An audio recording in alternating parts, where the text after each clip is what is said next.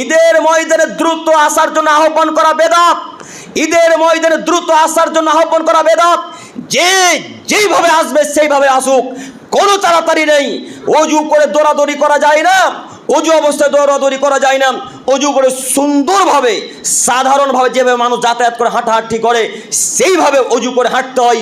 অজু করে দৌড়াদৌড়ি করা নিষেধ, এভাবে অজু করে দৌড়াদৌড়ি করা যায় না। অতএব আমি এলাকার দিনী ভাই ও বোনদের আহ্বান জানাতে চাচ্ছি যে ঈদের ময়দানে ইমাম সাহেব যত চেঁচাবে চেঁচাক, তাড়াতাড়ি আসার জন্যে আমি আমার নিজ গতিতে যাব, দৌড়ে যাব না ইনশাল্লাহ, ইনশাল্লাহ।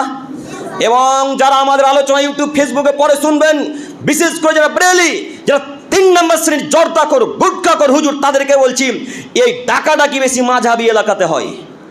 ডাকাডাকির নীতিটা মাঝহাবি এলাকাতে আছে।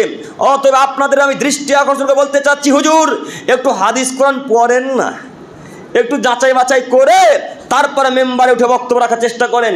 একটু হাদিস কোরআন সহি কোনটা জয়ীফ কোনটা জাল একটু যাচাই বাছাই করার পর জাতির সামনে কথা বলার চেষ্টা করেন। কেন ঈদের ময়দানে দ্রুত আহ্বান করলেন? মুহাম্মদ সাল্লাল্লাহু আলাইহি ওয়াসাল্লাম তার জীবদ্দশায় এক ওয়াক্তের জন্যে, এক ঈদের দিনে, ঈদুল ফিত্র বা ঈদুল আজহাতে কখনো তিনি বললেন না সাহাবায়ে কেরামগণ আর 3 মিনিট সময় আছে, দৌড়ে চলে এসো। এই সাহাবায়ে কেরামগণ আর 6 মিনিট সময় আছে, দৌড়ে চলে এসো। এই বাক্য তার জীবদ্দশাতে মুহাম্মদ সাল্লাল্লাহু আলাইহি ওয়াসাল্লাম 1 সেকেন্ডের জন্য কোনোদিন বলেননি। অতএব আমাদের কোনো মানুষের বাক্য বলার কোনো অধিকার রাখে না। কথা বুঝতে পারছেন? আজকে থেকে ঈদের ময়দানে এইভাবে ডাকাডাকি করা যাবে না ইনশাল্লাহ, ইনশাল্লাহ। আল্লাহ আমাদের বোঝার তৌফিক দান করুক, সকলে বলি আমিন।